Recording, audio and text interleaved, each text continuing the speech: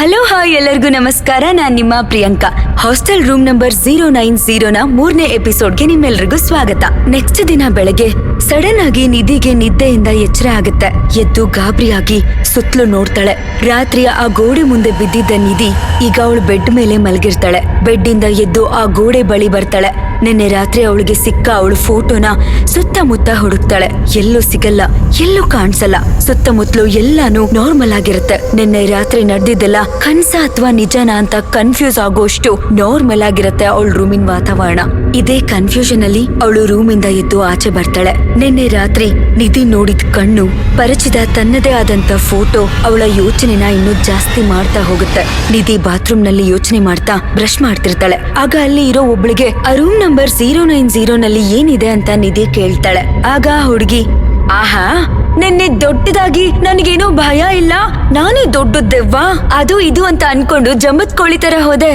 ಈಗ ಇಷ್ಟು ಬೇಗ ಹೆದರ್ಕೊಂಡ್ಬಿಟ್ಟ, ಅಯ್ಯೋ ನಿನ್ನ ಅಂತ ನಗೋದಕ್ಕೆ ಶುರು ಮಾಡ್ತಾಳೆ. ಆಗ ನಿಧಿಗೆ ಅವಳು ಈಗೋ ಹರ್ಟ್ ಆಗುತ್ತೆ. ಅದನ್ನ ಉಳಿಸ್ಕೊಳ್ಳೋದಕ್ಕೋಸ್ಕರ, ಅಯ್ಯೋ ಹಾಗೇನಿಲ್ಲಪ್ಪ, ಸುಮ್ನೆ ಕ್ಯಾಶುಯಲ್ ಆಗಿ ಕೇಳ್ದೆ ಅಷ್ಟೇ ಅಂತ ನಾಟಕೀಯವಾಗಿ ನಗ್ತಾ ಹೇಳ್ತಾಳೆ. ಆಗ ಆ ಹುಡುಗಿ ಅವಳ ಹತ್ರ ಬಂದು, ಇಷ್ಟ ದಿನದಿಂದ ನಾವಿಲ್ಲಿದೀವಿ, ಅದ್ ಏನು ಎತ್ತ ಅನ್ನೋದು ನಮ್ಗೆ ಗೊತ್ತಿಲ್ಲ, ಇನ್ನ ನೆನ್ನೆ ತಾನೇ ಬಂದಿದ್ಯಾ, ಸುಮ್ನೆ ಇದ್ರ ಬಗ್ಗೆ ನೀನ್ ಯಾಕೆ ತಲೆ ಕೆಡ್ಸ್ಕೊಳ್ತ್ಯಾ, ಈ ಎಲ್ಲಾ ಯೋಚನೆಗಳನ್ನ ಬಿಟ್ಟು ಸುಮ್ನೆ ಆರಾಮಾಗಿರು ಅಂತ ಹೇಳಿ ಅಲ್ಲಿಂದ ಹೊರಟೋಗ್ತಾಳೆ. ನಿಧಿ ರೆಡಿಯಾಗಿ ಕಾಲೇಜ್ಗೆ ಹೋಗ್ತಾಳೆ. ಅಲ್ಲಿ ಎಲ್ಲಾ ಹುಡುಗಿರು ಅವಳನ್ನೇ ವಿಚಿತ್ರವಾಗಿ ನೋಡ್ತಿರ್ತಾರೆ. ಆದ್ರೆ ಅವಳಿಗೆ ಏನು ಆಗೇ ಇಲ್ಲ ಅನ್ನೋ ಹಾಗೆ ನಟಿಸ್ತಿರ್ತಾಳೆ. ಅಲ್ಲಿ ಎಲ್ಲಾ ಹುಡುಗಿರು ಗುಸು ಅಂತ ಮಾತಾಡ್ತಿರ್ತಾರೆ. ನಿಧಿ ತನ್ನ ಕ್ಲಾಸ್ ರೂಮ್ ನಲ್ಲಿ ಕುಳಿತು ದಿನ ಪೂರ್ತಿ ನಿನ್ನೆ ಆ ರೂಮಲ್ಲಿ ಏನೆಲ್ಲ ನಡೀತೋ ಅದು ನಿಜಾನ, ಇವಳು ಕನ್ಸ, ಭ್ರಮೇನ ಅಂತ ಯೋಚನೆ ಮಾಡ್ತಿರ್ತಾಳೆ. ಹೀಗೆ ಯೋಚನೆ ಮಾಡ್ತಾ ಕೂತಿರ್ಬೇಕಾದ್ರೆ ನಿಧಿ ಕ್ಲಾಸ್ಮೇಟ್ ಬಂದು, ನಿಧಿ ID ಕಾರ್ಡ್ ಮಾಡ್ಸೋದಕ್ಕೆ ಫೋಟೋ ಆಫೀಸ್ಗೆ ಹೋಗಿ ಕೊಡ್ಬೇಕಂತೆ ಅಂತ ಹೇಳ್ತಾಳೆ. ಆಗ ನಿಧಿ ಅವಳ ಫೋಟೋನ ಮತ್ತೆ ರೂಮ್ ನಲ್ಲಿ ಹುಡುಕ್ಬೇಕು ಅಂತ ನಿರ್ಧಾರ ಮಾಡ್ಕೊಂಡು ಕಾಲೇಜ್ ಮುಗಿಯೋದನ್ನೇ ಕಾಯ್ತಿರ್ತಾಳೆ. ಬೆಲ್ ಹೊಡೆದಿದ ತಕ್ಷಣ ನಿಧಿ ಅಲ್ಲಿಂದ ಹೋಗ್ತಾಳೆ. ಕಾಲೇಜ್ ಮುಗಿದ್ಮೇಲೆ ಅವಳ ರೂಮಿಗೆ ಬಂದ ತಕ್ಷಣ ಅವಳ ಫೋಟೋನ ಹುಡ್ಕೋದಿಕ್ಕೆ ಶುರು ಮಾಡಿದ್ಲು. ಫಸ್ಟ್ ವಾರ್ಡ್ರೋಬ್ ಇಂದ ಶುರು ಮಾಡಿದ್ಲು. ಅಲ್ಲಿ ಎಷ್ಟೇ ಹುಡುಕಿದ್ರು ನಿಧಿಗೆ ಯಾವ ಫೋಟೋನು ಸಿಗೋದಿಲ್ಲ. ನಿಧಿ ತಂದಿದ್ದಂತ ಒಂದಷ್ಟು ಲಗೇಜ್ ಬ್ಯಾಗ್ ಅಲ್ಲಿ ಹುಡುಕ್ತಾಳೆ, ಅಲ್ಲೂ ಸಿಗಲ್ಲ. ರೂಮ್ ಅಲ್ಲಿ ಎಲ್ಲಾ ಕಡೆ ಹುಡುಕ್ತಾಳೆ, ಅವಳಿಗೆ ಎಲ್ಲೂ ಕಾಣಿಸೋದಿಲ್ಲ. ಲಾಸ್ಟ್ ಅಲ್ಲಿ ನಿಧಿ ತನ್ನ ಬೆಡ್ ಕೆಳಗಡೆ ಏನಾದ್ರೂ ಸಿಗ್ಬೋದಾ ಅಂತ ಬೆಡ್ ಎತ್ತಿ ನೋಡಿದಾಗ ಅಲ್ಲಿ ಒಂದು ಫೋಟೋ ಸಿಗುತ್ತೆ. ಆ ಫೋಟೋ ನೋಡಿ ನಿಧಿಗೆ ಶಾಕ್ ಆಗುತ್ತೆ. ಆ ಫೋಟೋ ಬೇರೆ ಹುಡುಗಿದಾಗಿರುತ್ತೆ. ಆದ್ರೆ ಆ ಹುಡುಗಿ ಕಣ್ಣಿನ ಮೇಲೆ ಪರಿಚಿತ ಮಾರ್ಕ್ ಇರುತ್ತೆ. ನಿಧಿ ಅದನ್ನ ನೋಡಿದ ತಕ್ಷಣ ಗಾಬರಿ ಆಗ್ತಾಳೆ. ಯಾಕಂದ್ರೆ ನಿಧಿ ನಿನ್ನೆ ರಾತ್ರಿ ಅದೇ ತರ ಅವಳ ಫೋಟೋ ಕೂಡ ನೋಡಿರ್ತಾಳೆ. ಆಗಿಂದಾಗ್ಲೇ ಅವಳು ರೂಮಿಂದ ಆಚೆ ಬಂದು ಹಾಸ್ಟೆಲ್ ಕ್ಯಾಂಟೀನ್ಗೆ ಹೋಗ್ತಾಳೆ. ಅದ್ರ ಬಗ್ಗೆ ಗಾಬರಿಯಲ್ಲಿ ಯೋಚನೆ ಮಾಡ್ತಿರುವ ನಿಧಿಯನ್ನ ಕೌಂಟರ್ ಅಲ್ಲಿ ಅಡ್ಗೆ ಬಡಿಸ್ತಿದ್ದ ಅಡ್ಗೆ ಮಾಡುವ ಆಂಟಿ ವಿಚಿತ್ರವಾಗಿ ನೋಡ್ತಿರ್ತಾರೆ.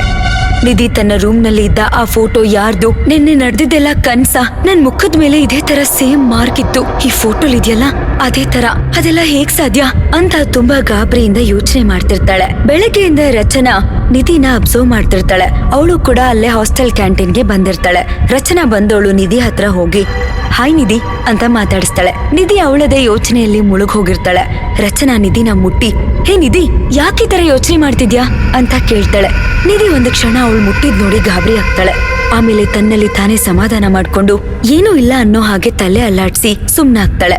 ಆಗ ರಚನಾಗೆ ಡೌಟ್ ಬರುತ್ತೆ. ನೀನ್ ಈ ತರ ಸುಮ್ನೆ ಇದ್ರೆ ಏನು ಸರಿ ಹೋಗಲ್ಲ, ಏನ್ ಪ್ರಾಬ್ಲಮ್ ಅಂತ ಹೇಳು, ಸಮಾಧಾನ ಆದ್ರೂ ಆಗುತ್ತೆ. ನಾನ್ ನಿಜವಾಗ್ಲೂ ಯಾರಿಗೂ ಹೇಳಲ್ಲ ಅಮ್ಮ, ನನ್ ಪ್ರಾಮಿಸ್, ಓಕೆನಾ ಅಂತ ನಿಧಿನ ತುಂಬಾ ಒತ್ತಾಯ ಮಾಡಿ ಕೇಳ್ತಾಳೆ. ಆಗ ನಿಧಿ ನಿನ್ನೆ ರಾತ್ರಿಯಿಂದ ಇವತ್ ಸಂಜೆವರೆಗೂ ಅವಳಿಗೆ ಆ ರೂಮಲ್ಲಿ ಏನೆಲ್ಲ ಎಕ್ಸ್ಪೀರಿಯನ್ಸ್ ಆಯ್ತೋ ಅದೆಲ್ಲದ್ರ ಬಗ್ಗೆ ಹೇಳಕ್ ಶುರು ಮಾಡ್ತಾಳೆ. ಆಗ ರಚನಾ ಕೂಡ ರಿಯಾಳ ಫೋನ್ ಅವಳಿಗೆ ಸಿಕ್ಕಿದ್ದು ಅನ್ನೋನ್ ನಂಬರ್ ಇಂದ ಅವಳಿಗೆ ವಿಚಿತ್ರವಾಗಿ ಮೆಸೇಜ್ ಬಂದಿತ್ತು. ಆ ಮೆಸೇಜ್ ನ ಅವಳ ಫ್ರೆಂಡ್ಸ್ಗೆಲ್ಲ ತೋರ್ಸೋಣ ಅಂತ ತಗೊಂಡೋಗೋಷ್ಟಲ್ಲಿ ಆ ಮೆಸೇಜು ಮತ್ತೆ ಆ ನಂಬರು ಮಾಯ ಆಗಿದ್ದು, ಇವಳು ಹೇಳಿದ ವಿಷಯನ ಯಾರು ನಂಬದೇ ಇರೋದು, ಎಲ್ಲ ಎಕ್ಸ್ಪೀರಿಯನ್ಸ್ ನ ನಿಧಿಗೆ ಹೇಳ್ತಾಳೆ. ನಿಧಿ ಭಯ ಪಡೋದನ್ನ ನೋಡಿ ರಚನಾ ನಿಧಿನ, ಇವತ್ತು ನನ್ ರೂಮ್ಗೆ ಬಾ, ಇಲ್ಲೇ ಮಲ್ಕೋ, ನೀನ್ ನಿನ್ ರೂಮ್ಗೆ ಹೋಗಿ ಒಬ್ಳೆ ಮಲ್ಕೋಬೇಡ ಅಂತ ಹೇಳ್ತಾಳೆ. ಅದಕ್ಕೆ ನಿಧಿ ಕೂಡ ಒಪ್ಕೊಂಡು ರಚನಾ ಜೊತೆ ಅವಳ ರೂಮ್ಗೆ ಹೋಗ್ತಾಳೆ. ಅವಳ ರೂಮ್ಗೆ ಹೋದ್ಮೇಲೆ ರಚನಾ ನಿಧಿಗೆ ಅವಳಿಗೆ ಟೆರೆಸ್ ಮೇಲೆ ರಿಯಾಳ ಫೋನ್ ಸಿಕ್ಕಿತ್ತಲ್ವಾ ಅದನ್ನ ತೋರಿಸ್ತಾಳೆ. ಅದನ್ನ ನೋಡಿ ನಿಧಿ, ನೀನ್ ಯಾಕೆ ಈ ಫೋನ್ ವಾರ್ಡನ್ ಕೊಟ್ಟಿಲ್ಲ ಅಂತ ಕೇಳ್ತಾಳೆ. ಆಗ ರಚನಾ, ನೀನ್ ಬಂದಿದ್ದ ದಿನ ಕೊಡ್ಬೇಕು ಅಂತ ಇದ್ದೆ, ಆದ್ರೆ ವಾರ್ಡನ್ ತುಂಬಾ ಕೋಪದಲ್ಲಿದ್ರಲ್ವಾ, ಸುಮ್ನೆ ಯಾಕ್ ಬಿಡು ಅಂತ ಅನ್ಕೊಂಡೆ. ಮಾರನೇ ದಿನ ಕೊಡ್ಬೇಕು ಅಂತ ಅನ್ಕೊಂಡ್ರೆ ವಾರ್ಡನ್ ಹಾಸ್ಟೆಲ್ಗೆ ಬಂದಿರ್ಲಿಲ್ಲ, ನಾನ್ ಏನ್ ಮಾಡ್ಲಿ ಹೇಳು, ಇಲ್ಲ ಅಂದ್ರೆ ಕೊಡ್ತಿದ್ದೆ, ನಾಳೆ ಹೋಗಿ ಕೊಡ್ಬೇಕು ಅಂತ ಇದೀನಿ, ನಾಳೆ ಅವ್ರು ಬಂದ್ರೆ ಕೊಟ್ಬಿಡ್ತೀನಿ ಅಂತಾಳೆ. ನಿಧಿ ಮತ್ತೆ ರಚನಾ ರಾತ್ರಿ ಮಾತಾಡ್ತಾ ಹಾಗೆ ಮಲ್ಕೋಬಿಡ್ತಾರೆ. ಮಧ್ಯರಾತ್ರಿಯಲ್ಲಿ ನಿಧಿಗೆ ಸಡನ್ ಆಗಿ ಹೊಟ್ಟೆ ನೋವು ಶುರುವಾಗುತ್ತೆ. ಅಮ್ಮ, ನಂಗೆ ತುಂಬಾ ಹೊಟ್ಟೆ ನೋವ್ತಿದೆ, ನನ್ನಿಂದ ಆಗ್ತಿಲ್ಲ, ನಂಗೆ ತುಂಬಾ ಹೊಟ್ಟೆ ನೋವ್ತಿದೆ ಅಮ್ಮ ಅಂತ ಹೊಟ್ಟೆ ನೋವಿಂದ ಒದ್ದಾಡೋದಕ್ಕೆ ಶುರು ಮಾಡ್ತಾಳೆ. ಆಗ ರಚನಾಗೆ ಎಚ್ಚರ ಆಗತ್ತೆ.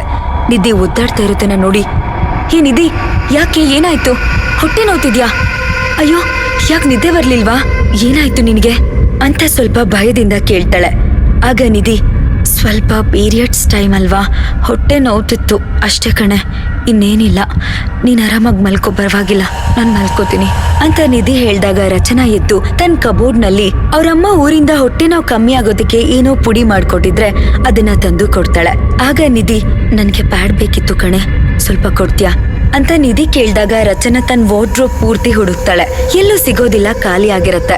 ಆಗ ನಿಧಿ, ಸರಿ ಆಯ್ತು, ನನ್ ರೂಮಲ್ಲಿದೆ, ಅಲ್ಲೇ ಹೋಗಿ ತಗೊಂಡ್ ಬರೋಣವಾ, ಬಾ ಹೋಗಿ ತಗೊಂಬಂದ್ಬಿಡೋಣ ಅಂತ ಹೇಳ್ತಾಳೆ. ಸರಿ ಆಯ್ತು ಅಂತ ಇಬ್ರು ಬೇರೆ ದಾರಿ ಇಲ್ದೆ ಆ ರೂಮ್ಗೆ ತಗೊಂಡ್ ಬರೋದಕ್ಕೆ ಹೋಗ್ತಾರೆ. ರೂಮ್ ಹತ್ರ ಬಂದು ಡೋರ್ ಓಪನ್ ಮಾಡಿ ಲೈಟ್ಸ್ ನ ಆನ್ ಮಾಡ್ತಾರೆ. ಮುಂದೆ ಒಬ್ಬೊಬ್ರೆ ಹೆಜ್ಜೆ ಹಾಕೋದಕ್ಕೆ ಶುರು ಮಾಡ್ತಾರೆ. ಒಂದೇ ಒಂದು ಹೆಜ್ಜೆ ಇಟ್ಟಿದ ತಕ್ಷಣ ಲೈಟ್ಸ್ ಆಫ್ ಆಗುತ್ತೆ. ನಿಧಿ ಮತ್ತೆ ರಚನಾಗೆ ಭಯ ಆಗುತ್ತೆ.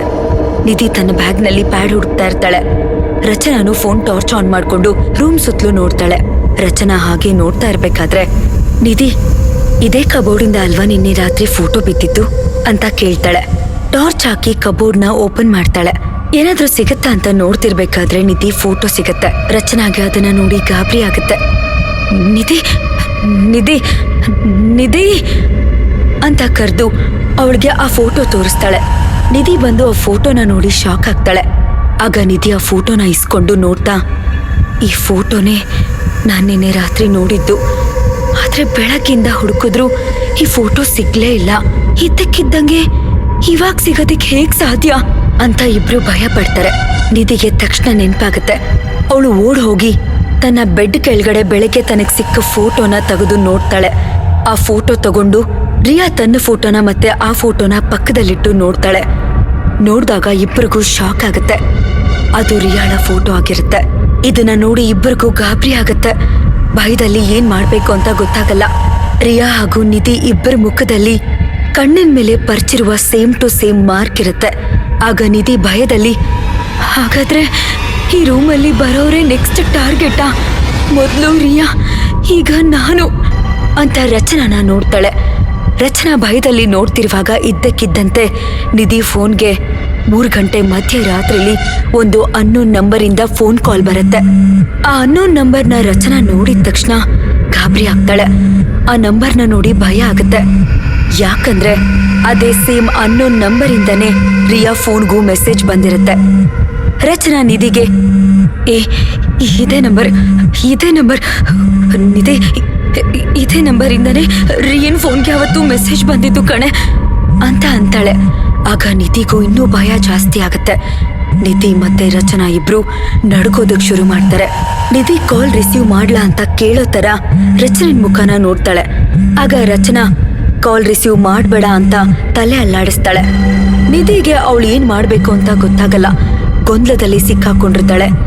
ಇಷ್ಟೊತ್ತಲ್ಲಿ ಯಾರಿರ್ಬೋದು, ಯಾಕೆ ಕಾಲ್ ಮಾಡ್ತಿದ್ದಾರೆ, ಯಾರಾದ್ರೂ ಎಮರ್ಜೆನ್ಸಿ ಕಾಲ್ ಮಾಡ್ತಿದಾರಾ, ಊರಲ್ಲಿ ಯಾರಿಗಾದ್ರೂ ಸೀರಿಯಸ್ಸಾ, ಮನೆ ಕಡೆಯಿಂದ ಫೋನಾ ಅಥವಾ ಫ್ರೆಂಡ್ಸ್ ಫೋನಾ, ಏನೂ ತಿಳಿದೆ ಗೊಂದಲದಲ್ಲಿ ಗಾಬರಿಯಾಗಿ ರಿಸೀವ್ ಮಾಡ್ಲಾ ಬೇಡವಾ ಅಂತ ಅನ್ಕೊಂಡು ಕೊನೆಗೂ ನಿಧಿ ಫೋನ್ ಕಾಲ್ನ ರಿಸೀವ್ ಮಾಡೇ ಬಿಡ್ತಾಳೆ. ಎಲ್ಲವೂ ನಿಶಬ್ದ. ಆ ರೂಮಲ್ಲಿ ಬರ್ತಾ ಇರೋ ಗಡಿಯಾರ ಶಬ್ದ ಕೂಡ ಟಿಕ್ ಟಿಕ್ ಟಿಕ್ ಅಂತ ಕೇಳಿಸ್ತಾ ಇರತ್ತೆ. ಅಷ್ಟು ನಿಶಬ್ದ ತುಂಬಿರುತ್ತೆ ಆ ರೂಮಲ್ಲಿ. ಈ ಕಡೆಯಿಂದ ನಿಧಿ ಭಯದಲ್ಲಿ, ಹಲೋ? ಅಷ್ಟು ಮಧ್ಯರಾತ್ರಿಲಿ ನಿಧಿ ಫೋನ್ಗೆ ಕಾಲ್ ಮಾಡಿರೋ ಆ ಅನ್ನೋನ್ ನಂಬರ್ ಯಾರ್ದಿರ್ಬೋದು? ಮುಂದೆ ಏನಾಗುತ್ತೆ ಅನ್ನೋದನ್ನ ನಾನ್ ನಿಮ್ಗೆ ಹೇಳ್ತೀನಿ ಮುಂದಿನ ಎಪಿಸೋಡ್ನಲ್ಲಿ. ಈ ಕತೆ ನಿಮ್ಗೆ ಇಷ್ಟ ಆಗಿದೆ ಅಂತ ಅನ್ಕೊಂಡಿದೀನಿ. ಇಷ್ಟ ಆಗಿದ್ರೆ ಲೈಕ್ ಮಾಡಿ, ಶೇರ್ ಮಾಡಿ, ಸಬ್ಸ್ಕ್ರೈಬ್ ಮಾಡಿ. ಹಾಗೆ ಈ ಕತೆ ಬಗ್ಗೆ ನಿಮ್ಗೆ ಏನ್ ಅನ್ನಿಸ್ತು ಅನ್ನೋದನ್ನ ಕಮೆಂಟ್ ಮಾಡಿ.